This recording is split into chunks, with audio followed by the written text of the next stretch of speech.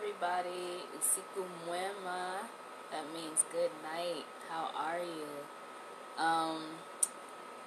I came here late this evening. What time is it? It's 2:48 on the west side. So, hello to all my princesses and my royal family, wherever you are. Habari. I have a topic that I want to talk about, and it's called your love for white people. Now,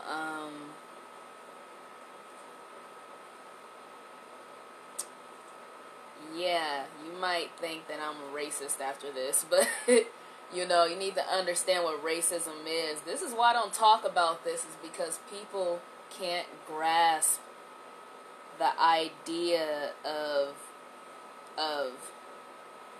being black and just, loving your own people and loving who you are sometimes. And, when you talk about the uncomfortable issues that suppress you, you get called racist or, things by your own friends or your own people.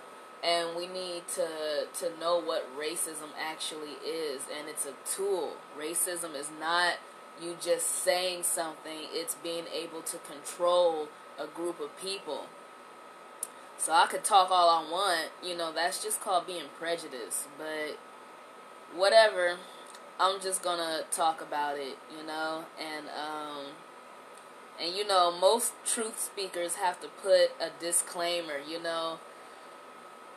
My goal is to tell the truth. And, it offends me. It might offend you. But I can't keep coddling everybody's feelings. You're responsible for your own emotions. So, I'm just going to talk about it. Our love for white people. And what made me want to talk about that is because we have this deep conditioned love for white people. Have you asked yourself lately,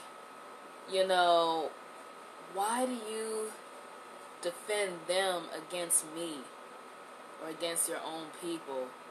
We're so quick to always defend them when we say anything that's uncomfortable about them. We're always quick to defend them.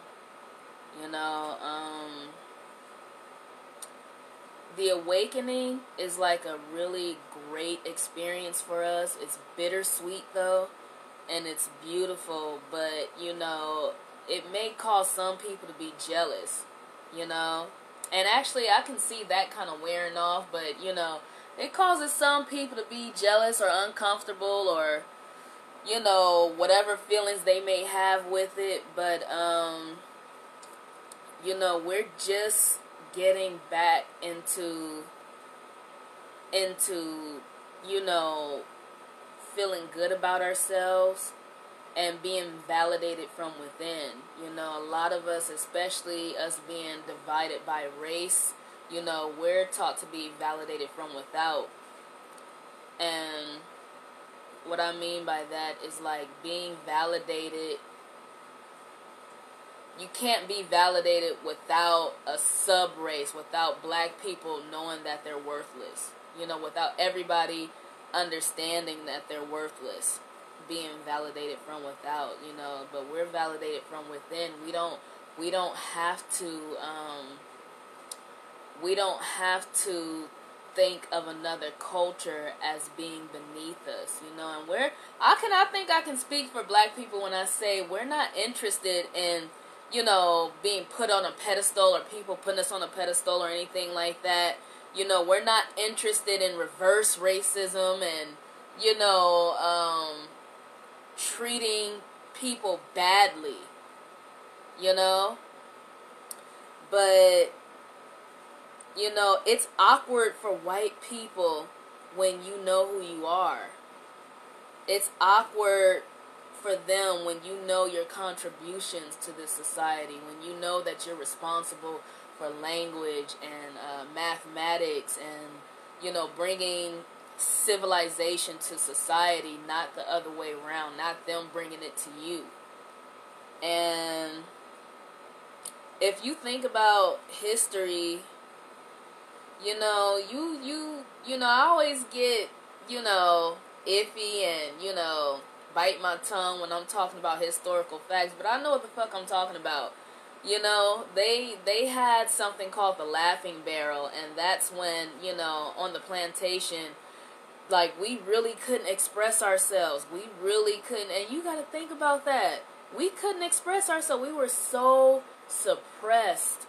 We couldn't laugh out loud in front of white people. We couldn't express our anger. We couldn't express our outrage. We couldn't express anything. We couldn't express anything, because, they wanted to instill the teaching in us that, we have to be subservient to them. And we must be. Because they want us to think that we're inferior. And that Laughing Barrel thing, I was just, re-researching on that, and it's crazy, the things that we went through. Our ancestors, like, they sacrificed, their life, a lifetime of, being enslaved and living that life, for us to, for us to carry out, our next generation. They had to do what they had to do, to still keep the generation going. And I feel like it's our responsibility to really just, to really just understand our history. Just because it happened 300 or 400 years ago, 500 years ago, 1,000 years ago, that doesn't make it any less valid, That doesn't make their lives matter any less. But, we really had to go high to laugh. Like, that's crazy, like. And you know what? People should watch the Jane Elliott Experiment. I know most of you have probably already seen that, but if you haven't, you should watch the Jane Elliott Blue-Eyed, Brown-Eyed Experiment, because I've said this before, we really experience discrimination more than we like to admit. And, when you watch that experiment, you see how people break down after an hour of being treated black. That is crazy, but, it's crazy. It's crazy. It's crazy, it's a crazy world we living in. It's a crazy world that they want you to believe that you can't get out of, It's a crazy ass world that they've created. And, people are starting to talk about this and remember this, and, it's our obligation to remember. It's our obligation to do something about it, but, it's crazy. I mean, we're always running from thinking that, this is normal. This is not normal at all. This isn't normal for us to really be as suppressed as we are as a people. And,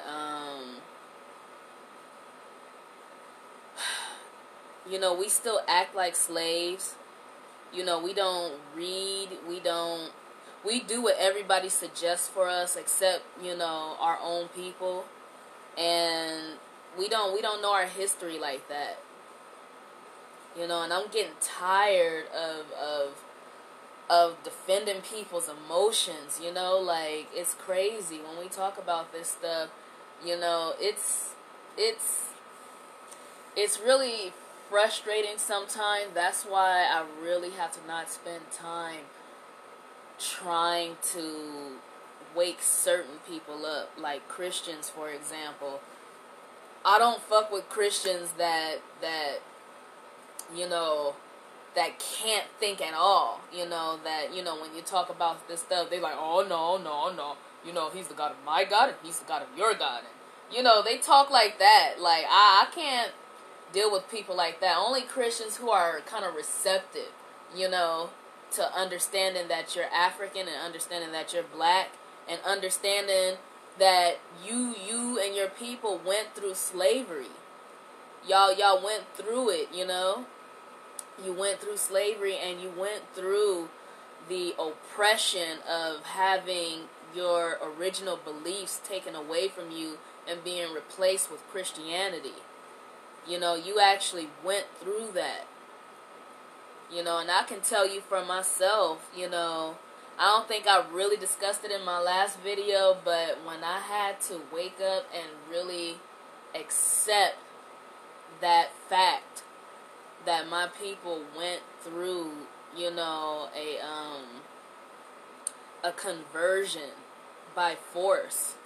I had some sleepless nights. I had some crying nights when I was praying to the Lord, and just, all in my feelings, and really trying to grasp the fact that Jesus ain't real. Like, some people are still, y'all not used to me talking like this, but this is how I've always felt. And I'm really, I'm starting to hold back less and less every day, because this message needs to get told to somebody, so I can't be thinking about everybody sometimes. There's some people out there like me, and, we have fucked up ass childhoods. I was ready to leave this planet. Like, I was ready, and I just kept contemplating on, Jesus Christ's return, and thinking, how is this gonna work? It fucked with your logic. It really did. It just, and you really, when you're starting to wake up, it's a scary place to be in. It is a scary, scary, scary, scary, scary place to be in, because this is your source. This is all you know. This is where you get your strength from. This is what you depend on. This is your food and water, It's scary when you find out that that's false. You don't have to believe me. I'm not trying to prove a point. You could just, do the research. However much time you're going to spend not being conscious and still practicing Christianity, it's going to be the same result in the end. The same result is you still went through slavery. You were still forced and, killed to death, for them to convert you, so you can be comfortable, allowing them to rule over you. It's a sick, twisted ass thing that they did. It's a sick, twisted trick that they played on us. That's all it is. It's a trick that they played on us. And it's embarrassing, for a grandmother to admit that, or for, a young woman or a man, or, a pastor to admit that, That's what I'm saying. You need to follow these ex-pastors and really understand what they talking about. Like Kevin Wesley, he breaks down everything. But it's really sad that that we don't want to talk about it. We really don't want to talk about it, and it's, and that's suppression. When you don't want to talk about it, you don't want to see the light.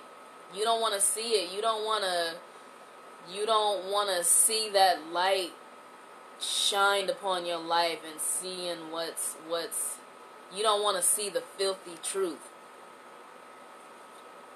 Because it is filthy. Like that's a sick ass thing to do to a group of people. And I don't make excuses for evil anymore. There's no excuse for committing slavery in any way, shape, or form.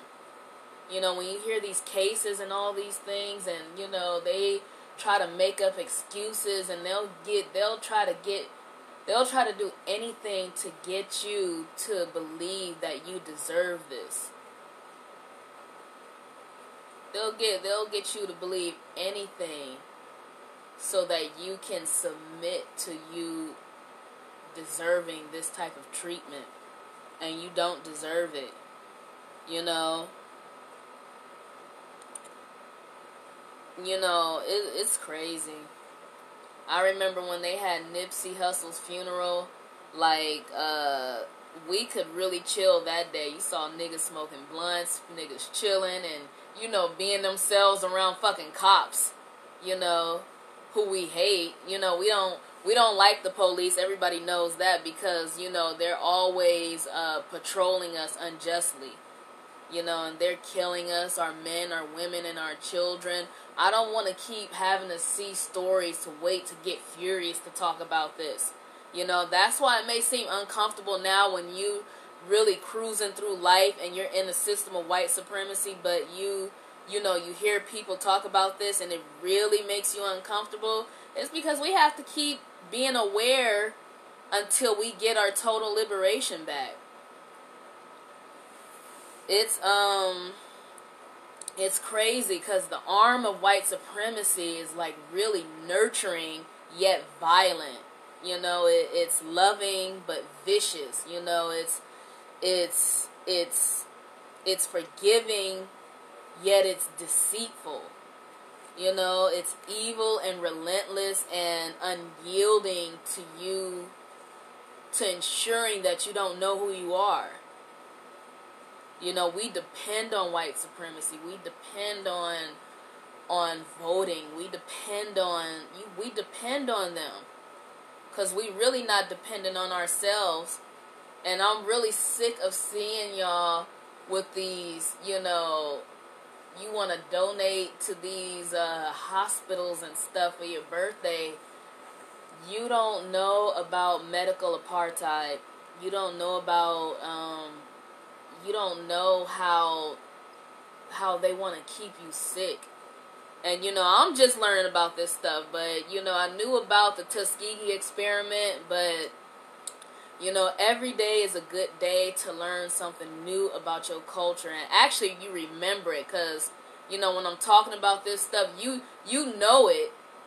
You know it. But, you haven't remembered it in a long time. And, it's coming back to you. But we really need to understand, why do we love white people so much? We love them so much.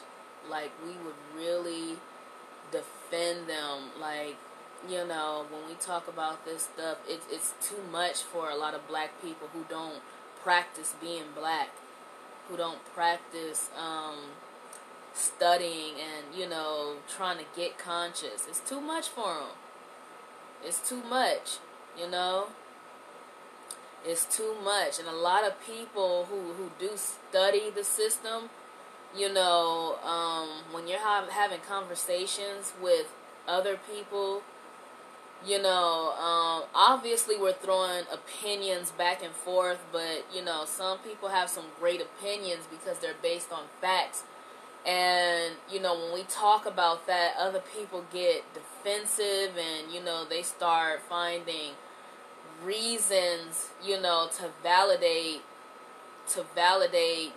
their doings or whatever they do, that's not supporting the liberation of our people. And, we gotta really practice being okay with being wrong, and being okay with not knowing, and being okay with just, with being wrong sometimes. You're going to be, if you're talking to conscious people, you're going to be wrong a lot of the times. I'm warning you now, because they've questioned everything. When I say everything, you question the media, you question the foods that you eat, you question white people's behavior, you question other cultures' behavior. You question yourself. You question everything. You question religion. And that's the hardest thing for us to question, because we've been taught not to question God. just to get to the crux of it, I hate to say this, but it's like a molester, telling a child to keep your dirty little secret, don't tell anybody. But the religion thing is sick, and we see it as so sacred because it is sacred to us, but it's a sick, twisted thing that they've done for us to keep us from telling their stories of torture upon us. They really tortured us into believing this shit, and we just carried it off from generation to generation. We carried it off, and we don't want to question it. It's difficult. It's difficult, and it's going to be difficult. You have to expect for it to be a difficult process to relearn who you are. I used to cry at night. At this hour of the night, I used to sit back in my bed and cry because, your spirituality is the most important thing to you. And you don't want that being fucked with. But you need to come to terms that it was fucked with. And the reason being is so that you can realize the truth, because as long as you're living in a lie, you can't really fully be who you are. You can't really be who you are. You can't really be a black queen if you don't know your history. You don't know your history. So it's a job. It's a job to know your history and to understand why things are the way that they are. Why do we have to pay taxes to people that never gave us anything? Why do we have to pay for rent? Why do we have to pay for parking? Why do we have to why do we have to bring our kids to school that don't teach them about who they are? This is a fucked up thing when you're a child. They target the young generation because they become adults. And I still remember back when I was, in grade school, learning about slaves for the first time, seeing their naked bodies, and you're in a diverse environment, and you're the only one that's naked in the books. The people look like you, and some of them don't look like you. They're whitewashed Indians or whatever. But when you hear the term indigenous, you never really think about yourself being indigenous, but there's always something in your soul that's tugging at you, when you hear that word. It's something about that word indigenous. You obviously know that, your people were enslaved. And, just subconsciously having all of that floating around in your mind, it puts you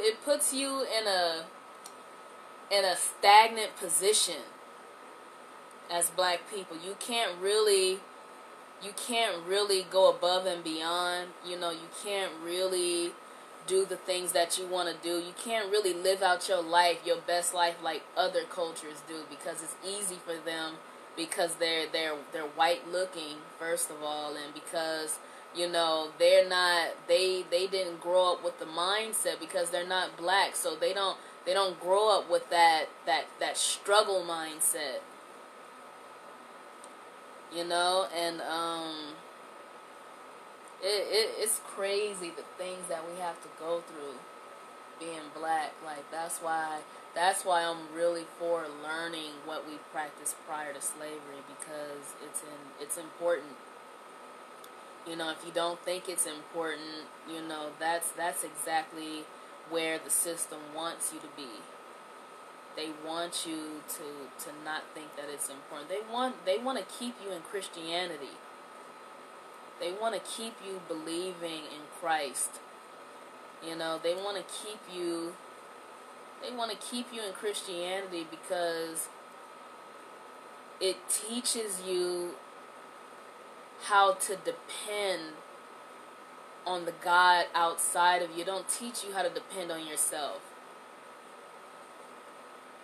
It doesn't teach you how to be responsible.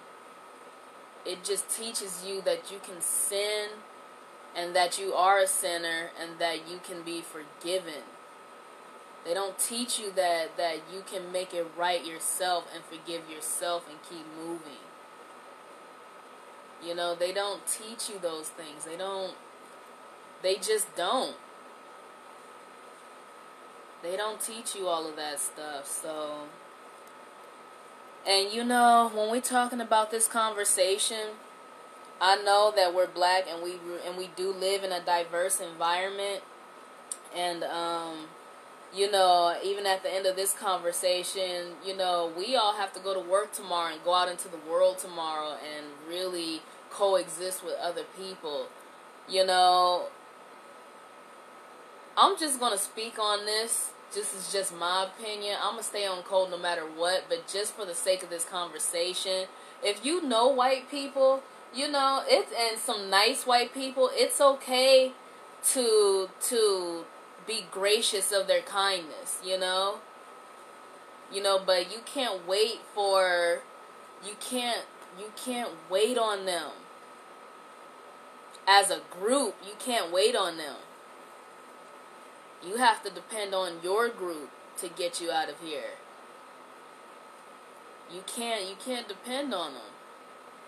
You know, because it's not their responsibility to take care of us. You know, it's our responsibility. But, you know, we go out into the world and, you know, this is a psychological warfare, as my favorite coworker would say. And it is, because I go out there from day to day, and one day I run into a nice white person, one day I run into a fucking racist. And it's back and forth, but I run into more racist than nice white people. And, you know, you can give your gratitude, whatever, psychologically, but, you know, you still need to start learning how to be on code and saying fuck them no matter what. Because they know how to say fuck you no matter what. It's some of y'all who have some white friends, and, you know, you don't understand that they know the history. They know that they own black people. They know that they have grandmothers and grandfathers that owned your grandmothers and grandfathers. They know that. They know that. You know? And that's the part where it gets uncomfortable, is that they know. They know that they own you. They know that they can stop being friends with you, you know, and everything would be okay. It wouldn't really matter to them because they know that they're white. They know that this is the system that they live in, and that, you know, they're going to be safe in this system. You know, you're the one that's not going to be safe, but, you know, we constantly depend on them. We constantly defend them. I mean, it's your own choice, but we've forgotten how to be a community. We forgot how good it feels to be black, and how it feels to really see each other as brothers and sisters, you know, besides from where we went to school, besides from where we work at, besides from us living in one hood or the next hood, you know, besides from all of that stuff, you know, we still are African people. We're still a tribal people. You know, we still have that running through our blood. You know, we need to start activating that. And sometimes it's going to take uncomfortable conversations. But, you know, we need to start loving our own people. You know, if you have grandmothers and grandfathers, you need to practice the new vote, which I call it is, you know, buying black. You know, you have grandmothers and grandfathers, y'all sitting at home retired. Y'all need to be buying black-owned tissue, black-owned toothbrushes, black-owned laundry detergent, black-owned household products. And it's easy. Just buy black. You know, that's how we create more money for ourselves. You know, and I honestly encourage you as a consumer to really join some black business groups on Facebook or wherever, and really start seeing all these innovative businesses that you can shop from. We have a whole lot of options out there that we don't know about. And we need to start practicing our love for one another by just stepping out and trusting each other again. A lot of us have been scammed by black people when it comes to business. You know, back in the 90s and shit, and we still carrying that shit right now. Like, we need to stop. We need to really just get serious and really start loving each other. Like, we really need to just really praise each other and lift each other up. And really, you know, I fan out over black people. You know, I've never been a fan of celebrities growing up because, you know, I could see the system and, you know, the shit that I was living in, we all living in, and, you know, I really wasn't in the mood to be a fan of celebrities, but I could be a fan of black people who are waking up and who are being queens out there doing their job and being kings and really saving our people. I can be a fan of that. You know, I love that. But, you know, we just have to really ask that question. Like, ask the question, why, you know, why do we defend them so much? Why do we defend them more than we defend ourselves? You know? And you think about white people, especially the racists, you know, they don't care. They don't care if they're in the wrong. You know, you hear them choking out people at McDonald's. I don't care. You know, you shouldn't be here. You know, they don't give a fuck. You know, they don't care. They do not care. And it's time for us to really start caring about our own people. And I hate to have this conversation because people might look at me funny. I don't care anymore. My birthday is next week. I'm about to be 32. Like, it's time for me to stop caring what other people think. You know, especially what white people think. We need to stop caring what they think all the time. We need to stop caring about they feelings and coddling their feelings. Like, it's, you know, they have to be responsible for them, and we have to be responsible for us. And yeah, you know, we just have to be responsible, and we really need to educate ourselves. We need to educate ourselves and just ensure our safety, because that's the whole goal of this. They're trying to kill us. They're trying to kill us, and they're trying to get us to stay being submissive. You know, we've forgotten the celebration within us. We've forgotten the power. We've forgotten how strong we are. You know, if you think about it, some of these fucking cops are corny as fuck. Just by a black man speaking, it you know, it fucks them up.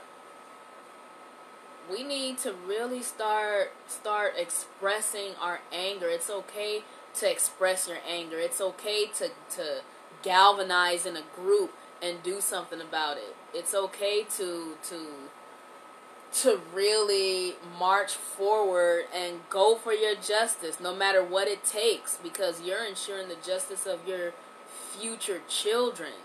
You know, do you really want your grandchildren to be experiencing what you experience?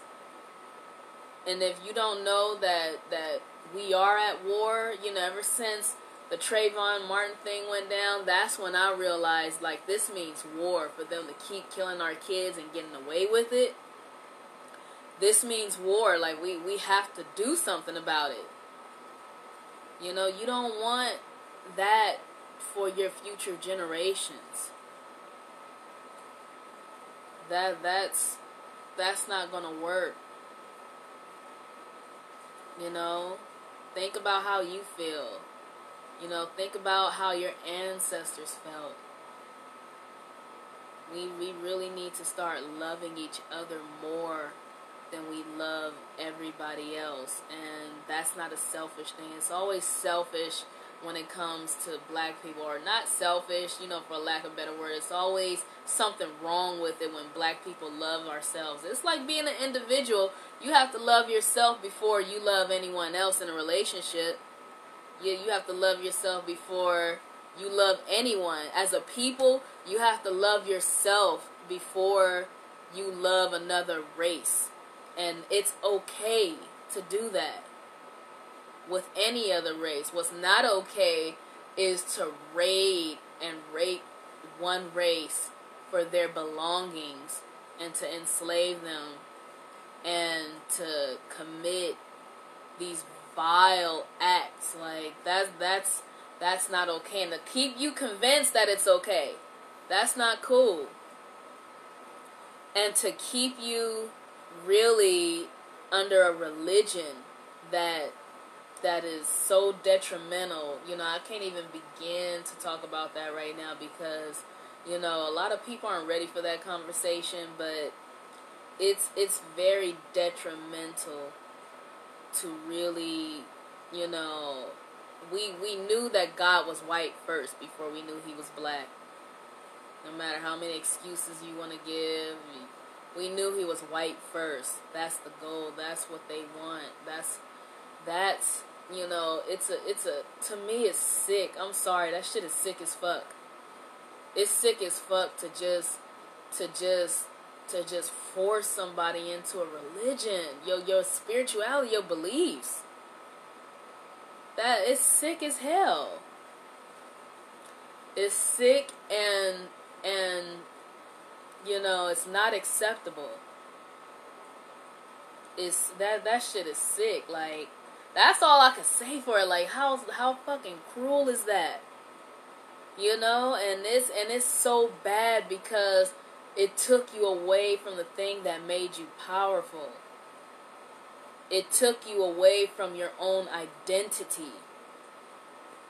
It took you away from everything about you. You know, a lot of people still think voodoo is scary. You don't know who you are if you still think voodoo is scary.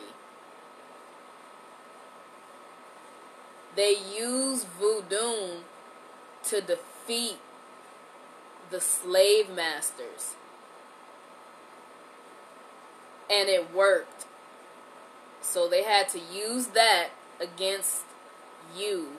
And they had to make it evil through media and all this other stuff, you know, to make you think that it's scary. They, you know, conscious people have questioned that. That's why I say you question everything. Start questioning everything and start loving your own people. So I'm sorry that, you know, I hope I didn't keep anybody too long. If you're watching a replay, I hope you enjoyed this. And I'm about to get ready for bed because I'm about to get back to it and go to the gym. And I got a little competitor at the gym, low-key. I call her as Amy. This bitch, every time she work out next to me, she act like she fucking going to war. So I'm going to do the same thing. And I low-key like her fucking outfits, but fuck her. Shit, I'm staying on code. I don't care what y'all say. I'm staying on code. I've done the work to understand that you have to get through every single derailment to understand that you have to be on code. It's okay to be on code with your people first. So, I'm gonna go, and I hope you guys got something out of this message. I hope I wasn't too harsh on you, but we gotta keep waking each other up. This should be our main priority, is to wake each other up, because the reason why all this is happening is because they don't want us to be woke. They don't want us to reawaken. as the people that we are. So stay woke out there, stay awakened, stay conscious, get conscious, and stop being a mess. I hate when people say that. Oh, he a mess. People have stopped saying that, but I never liked that. Don't be a mess. Be a princess, and just recreate yourself into what you want to be, and not what they taught you that you should be.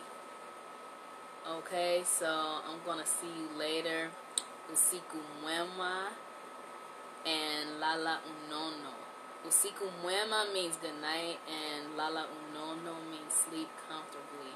So good night, everybody, and I'll see you soon. Kwaheri.